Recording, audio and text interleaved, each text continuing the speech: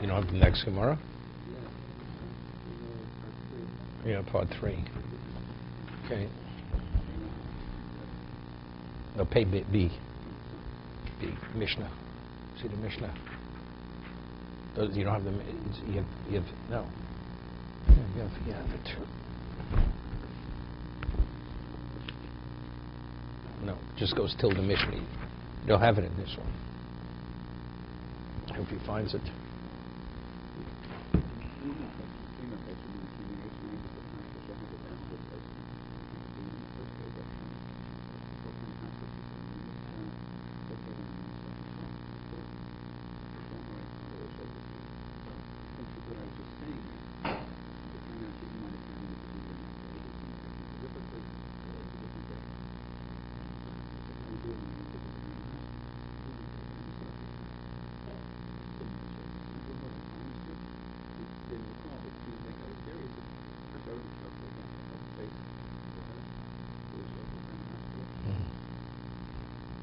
Find it?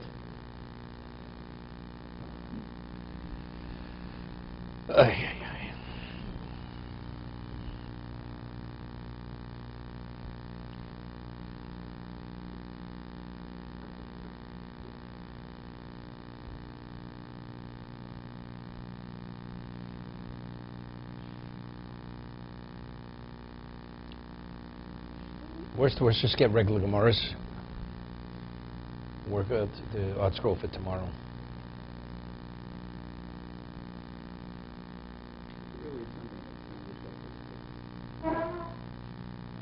Yep.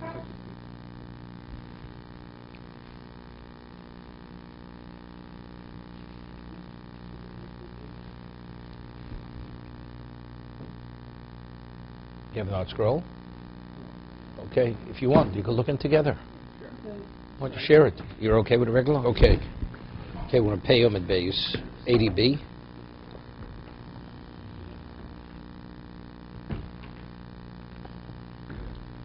Okay. Okay. Pesach shenizrak domo. Here, we said if a person's tummy, he himself is contaminated. He has no relevance to the commentators. This person's contaminated. He's delayed for the Pesach Sheni. What happens? They sprinkle. A person was part of the group. So it means like this. Normally, let's say the meat of the Korban Pesach is contaminated, or the blood is contaminated. You're not supposed to sprinkle it. What happens? You did sprinkle it. Does it have any value? So we know the Kohen Gadol wears what we call the tzitz. That's the gold plate on his forehead. It says, although it shouldn't have been, nevertheless, that qualifies it as a valid sprinkling. If it's done post facto, it's considered valid. It should not be done. So we're speaking about when it was done, they were unaware that it was contaminated. And then after it was sprinkled, they realized that the blood was contaminated or the meat was contaminated. That's the Mishnah. And afterwards it became known that the blood was tamei or the meat was tamei.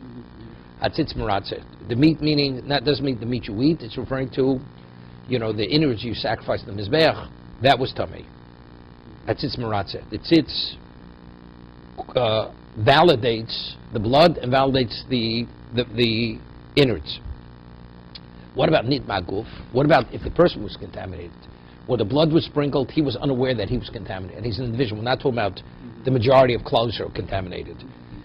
When it was sprinkled, he thought he was qualified, and afterwards he realized that he was tamei when they sprinkled the blood. In him, it's meratzeh. It doesn't help. He's not permitted, right? Because since he himself cannot eat the korban, the tzitz can't help him that it should have any value vis-a-vis him. He's not yotze the korban pesach. Why? Because we say a korban nozir or a pesach, the tzitz validates the contaminated blood. If at the time that it was sprinkled, it wasn't known that it was contaminated. Post facto. And that meat can be eaten? Now, he himself is, he could eat it. He eats the meat now. If it's a valid sprinkling, he could eat the meat. But if he himself is tamei, the person's tamei, tzitz doesn't help him. Nidma tumas atom. What about its tumas atom mean? It's something, it was a level of a source of contamination that was impossible to know, and he became contaminated. tumas tom normally means the depth of the earth. It was that kind of situation. It was not known to anybody that the source of contamination was there. We'll see the Gemara says special lochel mishmi Sinai in regard to Korban Pesach, that if at the time that he was later became known that he was contaminated through a contamination, it was impossible to know that it was even there, and he became contaminated. It was concealed, and later it became tzitzis meratzis. Of course, when he becomes aware he's tummy, he can't eat the Korban Pesach. But since he was yotzei, he does not bring a Korban Pesach sheni. It was valid, even though when the blood was sprinkled, he was already contaminated. But since the basis for the contamination is called tumas hatom, it's tumah that was like hidden away, with no one could have known about it. So the tzitz validates that korban. So he's yotzei that he brought the Korban Pesach, but he can't eat it. Can't eat it. But he does not have to bring a Pesach sheni. This will be the equivalent. Let's say a person when the blood is sprinkled, he's qualified to eat. Let's say subsequently becomes contaminated before he had a chance to eat the Korban Pesach. Does he bring a Pesach sheni? No, because when the Pesach was spring, he was qualified to partake of the Korban Pesach. He became contaminated. Same thing here. It was a tumas hatom, was a contamination. It was impossible to ever know that contamination ever existed. And when they sprinkled the blood, he already was contaminated, but it was that kind of contamination. After they sprinkle, he finds out that he was contaminated with that kind of contamination. So he's not qualified to eat. But since at the time of the sprinkling, it was impossible to know, and that tumah was not known to anybody, it couldn't be known, it's as if it's the equivalent of becoming contaminated after sprinkling the blood. He does not have to bring a Pesach sheni. Now the Gemara deduces from the Mishnah. The Mishnah says, when the blood was sprinkled, it was unknown he was tamei, correct? It was unknown the blood was tamei, and then it became, so since at the time of the sprinkling it was unknown, I mean it was a shogeg, so the tzitz validates the sprinkling. But what's the inference of the Mishnah? Time of the nizrakach noda. Why is it valid? Because it was sprinkled, and later afterwards, post facto, it became known that it was contaminated. Avol no davakach nizrak. But what about if initially he knew, the Kohen knew it was tamei and sprinkled it regardless? Lo maratza. Then it seems the inference to the Mishnah is that tzitz will not validate that sprinkling. It's only a sprinkling where at the time of the sprinkling, the Kohen was unaware that the blood was contaminated. But let's say he would have been aware and he sprinkled it regardless, it's not valid. So the Gemara says, Raminu, we learned in a brayso, Alama tzitz maratze. What does the tzitz, what does it validate? Al adam, blood that's contaminated. Al bosar, meat that's contaminated. Al chelev, or the chelev, that also the fat that you sacrifice on the mizbeach. Shenitmo, which became contaminated. Hear this? Bein b'shogig, bein b'mezid. Whether it was contaminated inadvertently, whether it was contaminated deliberately. Bein me'inus, bein b'rotzen, bein b'yochad, bein b'tzibur. So it seems to be over here that even though it was mezid, it validates it. Omer Avinus or Ravinius says no, it's no question. Tumosa bein b'shogig, bein mezid, meaning in terms of how it became contaminated, it came contaminated even deliberately. But when the Kohen sprinkled it, he was unaware that the blood that was originally contaminated deliberately was tamei. You understand? Different Kohen. It could be the same Kohen. He's not aware this is the blood that originally was contaminated. Kurzer. So it's Rikosa Bishogi Kurzer. So what are we saying? So Ravina is saying the Zrika Bishogi, it's validated through the tzitz, b'mezid lo Urza. But if, let's say it was sprinkled in the Kohen knowing that it was contaminated, it will not validate. The tzitz will not validate it. No. Any Kohen. No, his wearing it or his having it, that validates everything. Reb Shila, no. Reb Shila disagrees with Ravina. He says, like, listen, Zrikosa bein b'shog bein mezer hurtza. Even if the Kohen deliberately sprinkles the blood, knowing it's tamei, it's validated. Yeah, Tumasa, but when it became contaminated, shogeg hurtza mezer hurtza. If it became contaminated inadvertently, then even if he sprinkles it deliberately, it validates it. But if he initially contaminated deliberately, lo hurtza. So Mara asks a question. It says in the Mishnah, the Brisa we're quoting, whether it happened inadvertently or deliberately. Hochi kamar. Nitma b'shogeg. Initially, how did it become contaminated? It became contaminated b'shogeg. B'zorko, but then subsequently the Kohen sprinkled that contaminated blood that became contaminated b'shogeg. Bein b'shogeg, bein b'mezid. Whether he sprinkles it inadvertently or deliberately, hurtza. So now the Gemara asks a question from the Mishnah. So according to Reb Shili, saying even if he knows factually that the blood is contaminated, he sprinkles it, it's valid. The Mishnah says, it says in the Mishnah, contaminated blood that was sprinkled only became known to the Kohen afterwards. So time of the nizrak achak noda. Why is it since validated? Because when it was sprinkled, it wasn't known. It came known afterwards. Avo noda vakach nizrak, but it would be known initially in that subsequently sprinkled lo. So the Mishnah seems to refute Rav Shila. On that he says, Nehuah did not feel noda vakach nizrak. I'll tell you, the truth is, even if he knew at the time when he sprinkled that it was contaminated, it's valid. The Mishnah says he only knew afterwards. The reason why it mentions that he sprinkled it and only subsequently became known, because it's only to maintain the symmetry in the Mishnah. Because it says nidma haguf, but if he himself was contaminated, the person himself, and that's its meratzeh, that's because it wants to tell there, even if it was, let's say the person was contaminated, the person who was sprinkled, he himself came in contact with the dead, and he was unaware of it at the time. And the Kohen sprinkles the blood. Is he yotz with the Korban Pesach? No, because at the time the sprinkling the blood, he was already contaminated. Right? Loktani, Reishanami Nizrak Vakach Noda. Really, it's only maintained. In terms of blood being contaminated, even if he knew that it was contaminated, he sprinkled it, b'di'evid, post facto, that it validates it. But if he himself was Tameh, even if he was unaware when the blood was sprinkled that he was Tameh, it only became known afterwards, the Korban Pesach, the sprinkling, is not a valid sprinkling, because tzitz only validates the blood when it's contaminated. But it doesn't validate the korban if the person himself cannot eat the Korban Pesach, because he himself was, he didn't know, it's irrelevant he didn't know. But since at the time of the sprinkling he was tamei, he has no relevance to the Korban Pesach. Okay? That's the Mishnah. Nidba tumas atom. Now the Mishnah concludes, what about if it's tumas atom? The word tumas atom means, it was never, tom means the depth, deep. It was never known ever that this contamination was there. Let's say a rodent died, and there was a living rodent. A rodent only contaminates when it's alive, when it's dead. Let's say you had a rodent in a pile of hay, and then subsequently the rodent dies in that pile of hay, and a man puts his hand into the pile, he doesn't even realize he's touching a dead rodent. That's called tumas atom, because that rodent being dead in that pile of hay was never known to anybody that there was ever contamination there.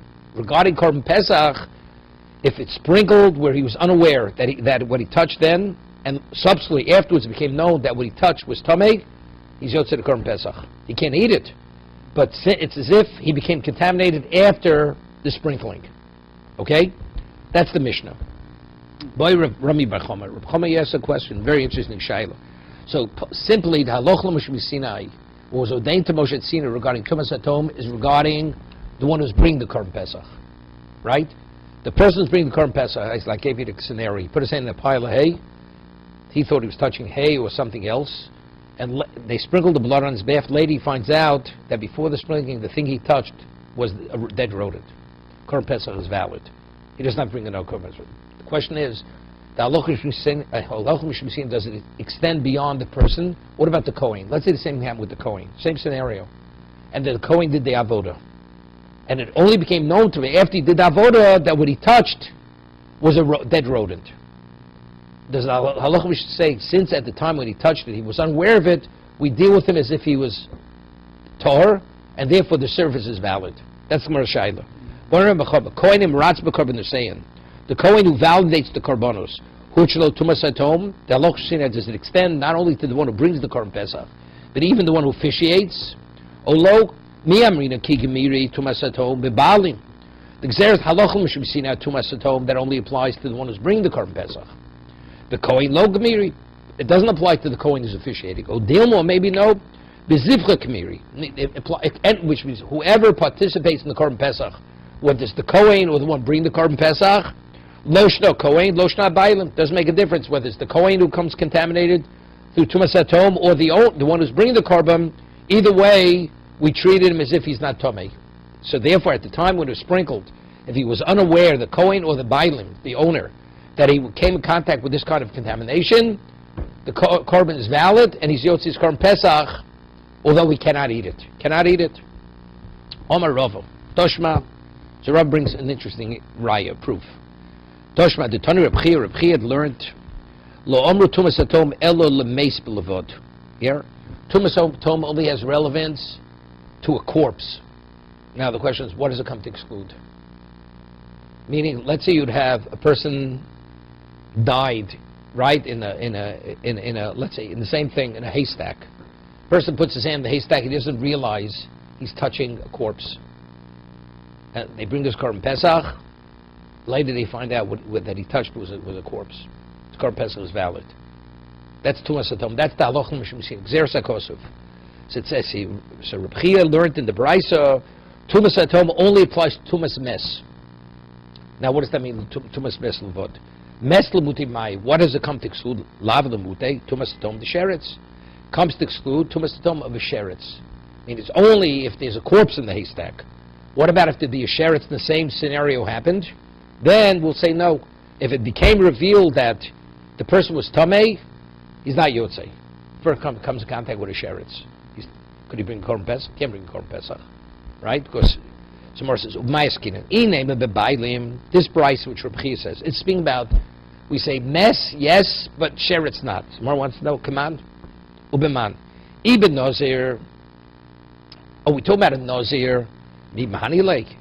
Nazir only, when is a Nazir's counting canceled? Counts 30 days, right? So it says, if he comes in contact with what? What source of contamination? Only the dead. If he comes in contact with a dead rodent, doesn't affect him, right? It's only comes in contact with the dead. So it says, Ibn Nazir, Mahani Lake. It says, Kiyomas Mesolov, Abrachmona. When is his Nazir's canceled? Only when what? When he comes in contact with the dead. Elabos Pesach. What are we speaking about? We're speaking about a person who brought a Korban Pesach. So it says in the Braisa, Tumas only applies when? When he's with the contamination of the dead, not the contamination of a rodent. So it says, what happens to the person, the 14th, when the Korban Pesach is brought, he comes in contact with a sheretz, with a rodent. A real, not Tumas Atom. Could he be included in the group when the Kohen slaughters and sprinkles the blood? Could he be included to eat the 15th night? We say definitely yes. Why? Because he has a chance. Even on the 14th, he's contaminated. He go to the mikveh before nightfall, and by the 15th at the Seder, he can eat the Korban Pesach, right? Because sheretz, you go to the mikveh, nightfall, you're fully pure. He's purified. So it says, according to the opinion that you have to be qualified to eat the Korban Pesach at the time of the shechita, but if you hold that you can, even though the person at the time of the shechita, he's still tamei, but he could be included. Hashim tumah yedua huchalo. So if tumah sheretz, even factually he's contaminated, he could be included in the Korban Pesach. Tumas atom lo kolshkein. So it was never known to anybody. Definitely can be included in the Korban Pesach. El lav. What are we talking about? When it says tumas mes belavod, the Kohen. Speaking of Kohen, tumas mes only for the owner. Do we say if it was unknown to him ever? That's when he's yotze the Korban Pesach. But if the Kohen came in contact with the tumas atom of the mes, and he did this recon later, it was found out at the time that he officiated, he already was contaminated, it's not valid. Shmami no, huchelo tumas atom.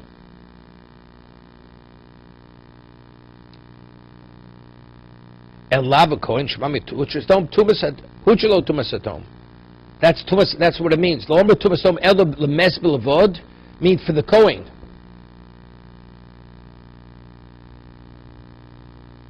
Omer Rav Yosef lo. Rav Yosef, no, there's no proof. Lo lem bebailim. I'll tell you, speaking about the bailim ube pesach. Ulemute tumas hatom beziva. Now, interesting. What's the Torah says?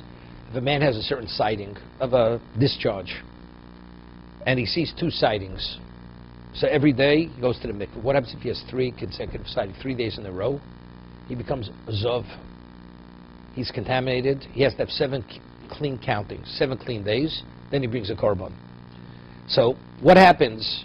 He sees 1, 2, then he sees a 3rd. When he sees the 3rd, does he become the Zov Gadol then, or is it retroactive? This can be a discussion tomorrow. If you say it's retroactive, then what? So let's say he had 1 sighting, a 2nd sighting, and they brought the Korban Pesach on his behalf. Now he had a 3rd sighting at nighttime. So if he had a 3rd sighting at nighttime, it's retroactively from the first one. He already was a Zov. We need 3 to confirm what the first was. So if that's the case, Tumas Atom is only Tumas Mes. if a person comes in contact with the dead, and it was never known that there was a corpse there, and they sprinkled the blood on his behalf, and he only finds out later the Korban Pesach is valid. But what happens if the same thing happened with Ziva when he has this discharge? He's had one sighting, a second sighting, they brought the Korban Pesach, so at that time it was not possible to know what those sightings were, what is the status of the sighting. Then, at the Seder night, he has a third sighting, right? So what happens when he has a third sighting? Retroactively, at the time when the avoda was done, he really was a Zav, but we only know later, retroactively. So the Gzeres HaKosov is this, what we say, that if it's unknown to you, that's only if the contamination is the contamination of the dead. But if it's a contamination of Ziva, although we didn't know, and although it was impossible to know, because he needed the third sighting to reveal on the previous sighting, nevertheless, it's not valid. And since it's not valid, he has to bring a Pesach Sheni. He has to bring a second one.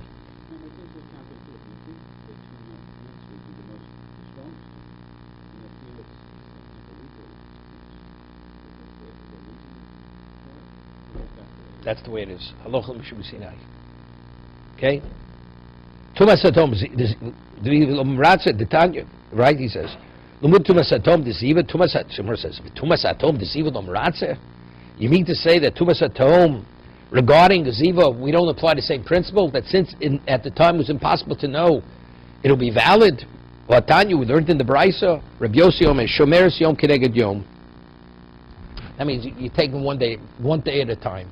He has one sighting, he goes to the mikveh. He has a second sighting, goes to the mikveh. After two sightings, the shochta v'zorko olei b'sheni shelo. They sprinkled the blood on the second sighting, on the second day. On the second day, okay? V'akach rosa. And afterwards, she saw. Same thing happens with a woman, right?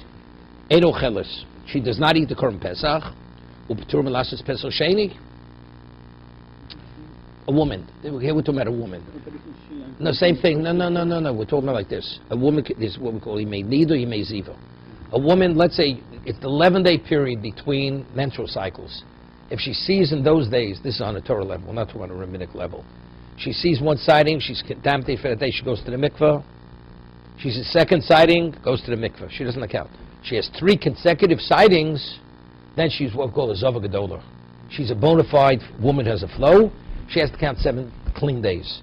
So it says over here, the Kohen brought shechted the Korban Pesach after she had 2 sightings. Here, Vakach Rosa. Then on the 3rd day, which was Tezvav, the night of the Seder, she saw. It says Eino Cheles. She's not, of course, she's not permitted to eat the Korban Pesach because she's contaminated. Upturam lasses Pesach Sheni, and she is exempt from Pesach Sheni, the woman. My time, if the question is why. So evidently, what happened when they brought the Korban Pesach? At that time, when they slaughtered it, was impossible for her to know what was going to be, right? But yet it says she can. My time, lav mishum demratza tzitz. Evidently, because the tzitz validates it. Yeah, amri lo. That's not the reason. Mishum ksavar Rabbi Yossi b'kan lavohitim metamo. This is what I mentioned before. When a woman sees 3 sightings, or a man has 3 sightings, is it retroactive? That confirms that the initial sightings were sightings of a flow? Or do we say no? The Torah says when you have 3 sightings going forward, now you have that intense level of contamination. So if that's the case, the reason why she doesn't bring Korban Pesach, because when the Shechita took place, she was not yet classified as a Zov, even retroactively. That when she sees 3 sightings, she becomes it going forward. But at the time of the Shechita, she was not. When did she become contaminated? Not retroactive, only going forward. Someone says, Votanya, we learned in the Bryce different. Rabbi Yossi Omer, listen to this. Zov, there's a male. Baal Shtei Rios, he had 2 sightings. Sheshochtov Zorkolov, Bishvi Shalo. And they slaughtered, they sprinkled them on the 7th day. Vakachro, and then he had a 3rd sighting. Chin shomer yom keneged yom, v'zorko aleo, v'sheni shelo. Vakachro, so hare'elu metam mishku v'moshe d'mafreis. It says clearly, what retroactively, if the person who sat on a bed, right, a person says, what's the halach? He sits on a bed. The bet assumes the same status as himself. So it says, although we're talking about the bet he sat after one or two sightings, or the woman after one or two sightings, when you have that third sighting retroactively, the Mishka v'Moshe is Tomei. It says, Uptur Manasus Korban Pesach Sheni. So you see clearly that what? That Tumas at the home includes not only Tumas Mes, but what does it include? Even Tumas Ziva. Amri, no. Ma'ila Mafreya Midrabanon. Mafreya, what it says, that we contaminate. Really on a Torah level, the Zav or the Zava is going forward. It says that where she sat, where she lied, is contaminated retroactively. That's rabbinically. Because what are people going to say? People say, if it clearly it's been revealed she's a Zava, so that means a bed, that means she's always been that. But that's a rabbinic fence. On a Torah level, it's going forward. That we contaminate anything she sat on and lied on. Retroactive, that's purely rabbinical. On a Torah level, it's going forward. The person's is of, not retroactive. The Tanya, what do we find that it's only rabbinical? It's not a Torah law. That we go back retroactively. The Tanya, we learn the Brisa. Rabbi Yoshi Omer, Avol Zov Shiro B'Shvi Shalo. Hear what happened? Person's counting 7 clean days, and then all of a sudden on the 7th day, the person's almost out of the counting. Right? What's the halacha? Make it clear. A woman is counting 7 clean days. Woman sees, and on the 7th day she spots. What happens on the 7th day? Everything's canceled out. Correct? It cancels out what we call the shivs and the kiyum. Zov shiro b'shvi shalo, so says Shulfonov. It cancels the countings that preceded it. V'omela Rabbi Yochanan, and Rabbi Yochanan said regarding that, lo yister elo yomo. He says that only that day. When it says so says Shulfonov, he says only that day is canceled. Manav shach. Iksavar, so we want to understand Rabbi Yochanan. Iksavar lamafreihu metame. If it's retroactive, when the Zov has a sighting on the 7th day, that indicates he never left the state of Ziva, afilu kula nister. So what is he saying? Only the day itself? All the 7 days, all the days he counted should be cancelled. Iksav mekan labaum metame. Yominami nister. And if it's only on the 7th day, since he counted part of the day as Torah, based on the principle of mixes yom kakulo, elema lo yista v'lo yomo. V'omalei Rabbi Yossi koi kavosech. They said, Rabbi Yossi holds like you're saying, that really it's not retroactive. So the Gemara asked for Rabbi Yossi omer metam mishkuv Moshe l'mafreya. How could they say Rabbi Yochanan is going like Rabbi Yossi? Rabbi Yochanan is saying it doesn't go retroactive. And Rabbi Yossi says the Mishka, the Moshe is retroactive. Elav Shmamino. So we see clearly from that statement, that we really, when she becomes a Zova Gedola, it's going forward. That everything's contaminated retroactively, that's purely rabbinical. Shmamino.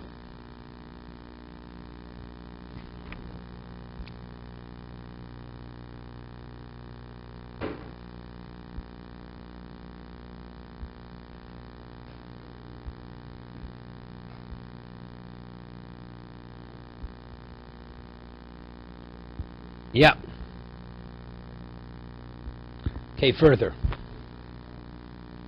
Somebody says, Rabbi Yossi. So how we explain Rabbi Yossi now? Really, when we speak about Ziva or Zav, it's Mikan Labo, it's going forward. Anything that the person lied on or sat on retroactively, that's purely rabbinical, that it's tummy. Well, Rabbi Yossi, Hashto, Dioma, Mikan Labo, Mitame, Lemes. Now that we say for tummy mes, it's Mikan Labo, Bilavad, Lemute Mai, so what does it come to what? What does it come to exclude? Hashdama Lemikan Labo Mitame. Lemes Bilvad, Lemute Mai. So what does that come to exclude? We say mes, Nivshud Mino, the Bekoin, Vuchlo Tumas at home.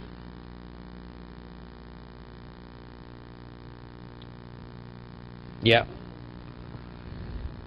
Meaning we're saying there is no Tumas Atom by Zivo, because it's only Bilvad. Maya Kochel Mutei Sheretz Tukma, Ukoin Kedom Aleel, Dilu Bevailo Mahani Sheretz, Ukomed Tumas Tom Demes, Mio Huchra Lo. for the Kohen.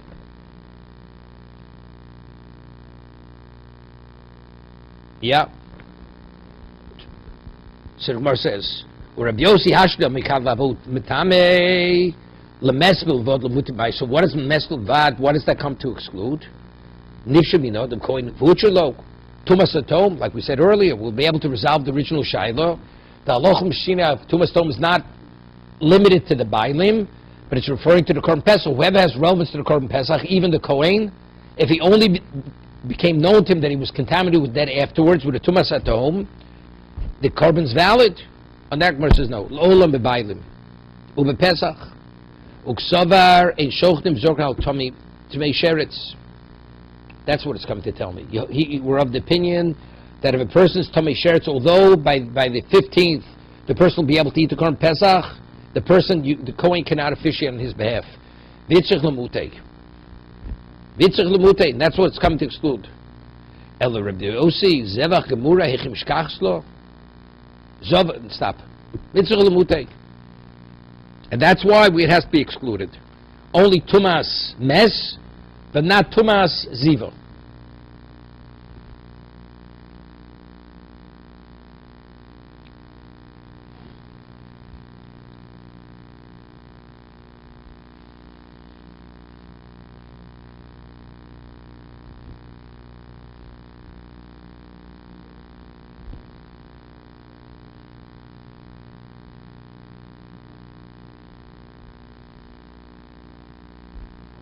Yeah. Now he's asking a good question. B'sheifas.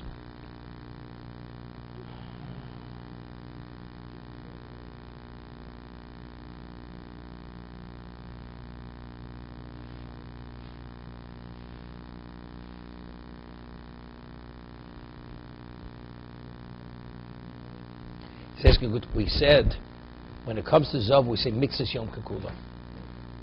Right? She has to have the 3 sightings on the same day. That means the days have to be connected. So if you say every day, let's say she has 1 sighting, you say mixes Yom Kekula. The day's over. So now let's say she has the 2nd sighting on the 2nd day. Right? Afterwards, it's like a new day. As Rashi explains. Where is it? How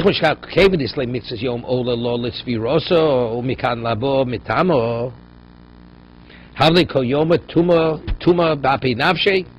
That it answers B'shofas. She's bleeding from one into the other. Inami Iboseimo Koncharosa Ko Shnei Ben Hashmoshos. She saw the Ben Hashmoshos one day into the next. So each day is connected to the other. Okay. Boy Rav Yosef. Koin Amaratze Betomid. So, but in Korban Pesach, we had a question that Tumas Atom applies to the Korban Pesach. We had a question: is it only the Bailim, even the Kohen? Rabbi Yosef has a shal. Kohen Ratz Betomid. Huchlo Tumas Atom alo. Imtim Slo Kohen Ratz Bekorban Seyen. Huchlo Tumas Atom. Kohen Ratz Betomid Mai. Mi Amrino Kig Mirs Tumas Atom Pesach.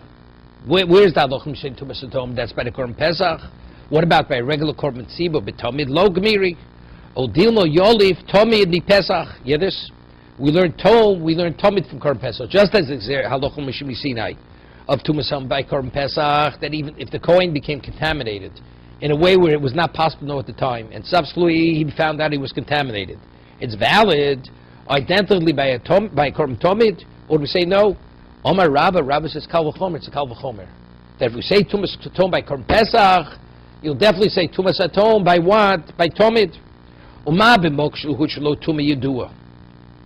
Huchlo tumas atom. Mokum shuchlo tuma yedua. Eino din she huchlo tumas atom. Right? What's the halacha? All the Kohanim are contaminated. Could the Kohen officiate with a Tomid? He can. That's tum huchlo b'tzibur. Tum t'chui b'tzibur. So by a Tomid, where if the Kohen, all the Kohanim are Tomei, Tuma Yedua, we say he could bring it in the state of contamination, right? Mabok shelo huchelo Tuma Yedua. Huchelo Tumasatom. A person himself, if he's contaminated, let's say he's only contaminated himself, right?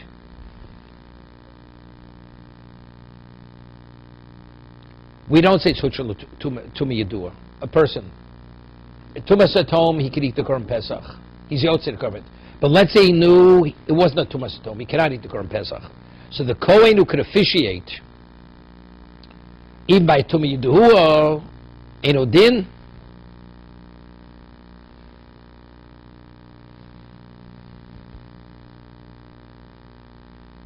Yeah. Eno Din. Shuchel Tumas Atom. Amri Vidainin Kalvachom Halocha. Now, it's an interesting concept. You know, we say that the Torah is elucidated through Yud Gimel Midas Shator and the Dreshes Behen. We have the 13 methodologies how to interpret it. One is Kal V'chomer. When the Torah, how do we know that? Halachim Shina was given at Sinai. The third methodologies that we interpret the Torah. What about? But those methodologies were only given for things which are explicit in the text.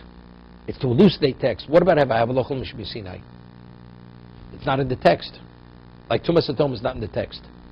And I want to apply one of the methodologies to something which is not explicit in text. Can I apply that methodology? Samar says that you can't. Even though you have a Kal V'chomer which would say it would apply elsewhere, you can't apply the methodology of Kal V'chomer. That's what the Mar is saying. So he says, Umi dainin Kal V'chomer mehalocha v'otanya omolo Rebbe Lezer. Oh, Rebbe Lezer says, Akiva. Rabbi Akiva was a Talmud, was a student of Rebbe Lezer. Etzem Kisora, halacha. How do we know that if you come in contact with the bone fragment of the corpse, which is no more, which is as small as a barley, that how do we know you're contaminated? Right? How do we know? The answer is halacha l'mshim Sinai. Torah says it was given at Sinai that even if the bone fragment is no more than a barley, it contaminates. Revi'as dam. What about Revi'as dam? Kal v'chomer.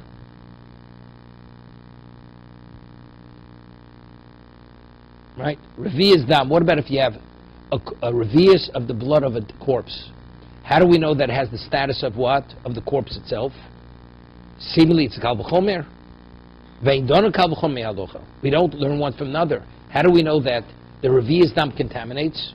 It contaminates because even though I could draw a Kal V'chomer.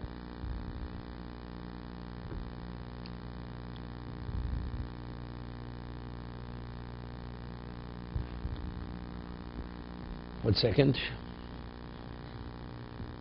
Yeah.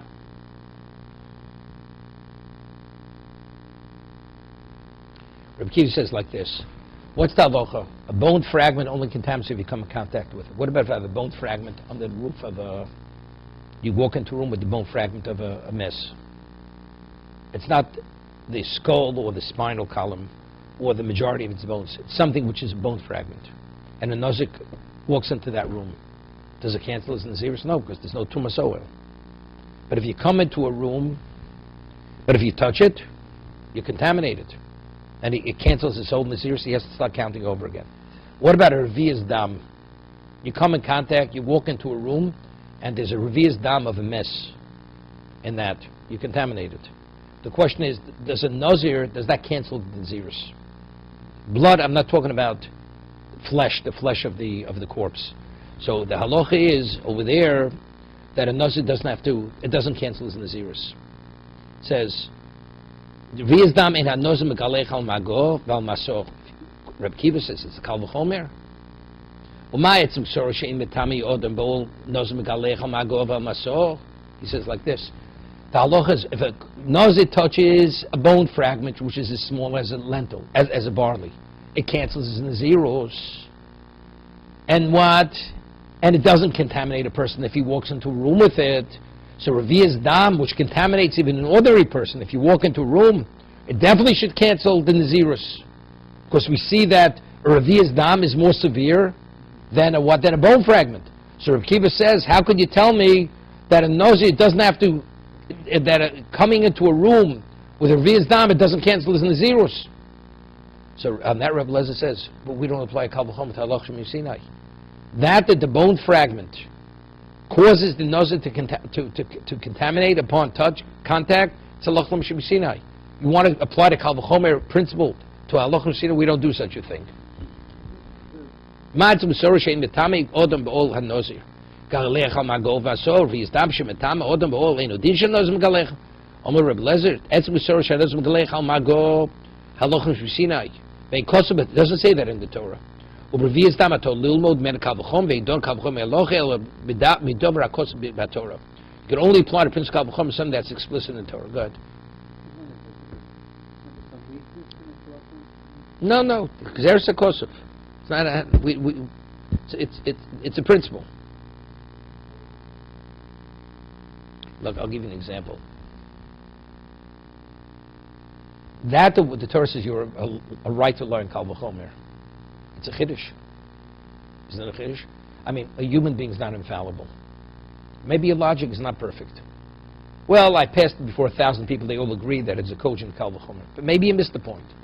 The Torah says, no, you have a right to rely on a kal v'chomer. You have a right. So it's a chiddush. So the Torah says that chiddush that you have a right to rely on, it's only something that's explicit in Torah. We have a principle, ein l'chober l'chidusha. Where the Torah says it's chiddush, that's where you have a right to act on it. Where the Torah doesn't say the chiddush, you have no right to act on it. So the Torah said only what's stated explicit in the Torah. Allah is not explicit in Torah. It was ordained to Moshe at Sinai. It's unrelated to the post. The post doesn't even allude to it. Okay? So the question is, we had a shaila, a kohen who officiates, and he comes in contact with Tumas Atom for regular Tomid, ordinary Tomid.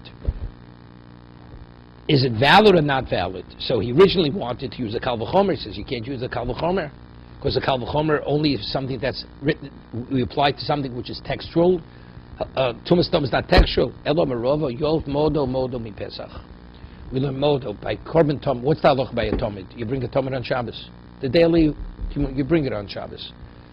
If you're contaminated, you bring it, even instead of contamination. So we have Xerishav Modo Modo. Be Pesach. With Tumas Atom, right? Just as by Pesach, Tumas Atom, what's the halacha? We say Tumas Atom doesn't invalidate it. Identically, the Kohen who officiates regarding the ordinary Tomid doesn't invalidate it. Someone says, Tumas Atom, where is it in Torah? Where does the Torah even allude to it? You hear what the case is? If a corpse dies, Olav means it's obvious. Olav means it's obvious. It's obvious to people somebody died. So what kind of contamination is the Torah speaking about where the service is invalidated, where it's obvious there's a corpse? Meaning the person died in a way where, although you may not know, but it's obvious there's a corpse there. The mechaveres olav. Mechaveres means it's obvious to the person. But in the case I just said, a person went to sleep in a haystack, and the person dies in the haystack. When nobody ever knew that there's a corpse in this haystack. The person put his hand in there, walked into the room, and the corpse is in that haystack. That's Tumas Atom, because the person came contaminated. It was a contamination. Nobody ever knew that it existed. So if the Kohen officiates, and later he finds that it was contaminated, what he had done earlier is valid. Because just as by Korban Pesach, it's a valid Korban Pesach. And you don't say you don't have to bring a Pesach Sheni, identically regarding the Talmud. Ashka Nozir, so that Pesach is written by Nozir, Osa Pesach B'Nolan. Where do we find it's alluded to by Korban Pesach? Rabbi Yochanan Makro, B'derech Rechoka Lochem. It's a person's contaminated, or your person's a long distance from Yerushalayim. What's derech rechoka machem? Something that's obvious. It's long distance. You're at a distance. So these are the two allusions to what? The Tumas Atom. When is contamination disqualified from Korban Pesach? If it's an obvious contamination, meaning the corpse it was known that there's a corpse. Shimon Loko Shomar Kederech. Ma derech v'gilu. Just as we speak, you travel on a way. It's what? It's revealed. Very good. Meisvei. Ezu Tumas Atom. We learned this. What is Tumas Atom? Koshlo hikabo echad besof olam. Koshlo hikabo. Nobody knows it even exists, this contamination. Like, I'll give you an example. What about hikabo echad besof olam? Let's say this one person at the other end of the world knows that this contamination exists. Hikabo echad besof olam ein. Is that tumas atom? That's tumas atom. That's not. I mean, if anybody in existence knows that this contamination is here, exists, it's a problem. That's not tumas atom. The Rebbe Lezidom Chaveres Olov, that it has to be clear adiyodahu till it becomes known. He says lochem adiyodu. You see, he's learned b'derech b'rechoka lochem. It has to be known to you. That means more than one person has to know it. Rabbi Yochanan says if only one person knows it, it's still tumas atom. But if two people know it, that's not tumas atom. But we could just quote it at Tosefta. We said if one person knows about it anywhere in the world, it's not tumas atom. Since it's going to Rebbe Lezer, it's good. Rabbi Yochanan lochem mucheres lochem adiyadi bo train. Rabbi Shimon lochas tomad kederach adiyadi kuli almo. El v'tumas atom. So how do we know it? So according to either of them, it's no good. These psukim cannot be the allusions to tumas atom. El v'tumas atom hal hilchso gemiri lo. That tumas atom, that if it happens and the kohen officiates or the person was contaminated, it's valid. But that's what? That's a ukras machta. That Rabbi Yochanan quotes the pasuk. Shimon ben Lokish quotes the pasuk. That's only a smachta. It's a rabbinic reliance to be continued.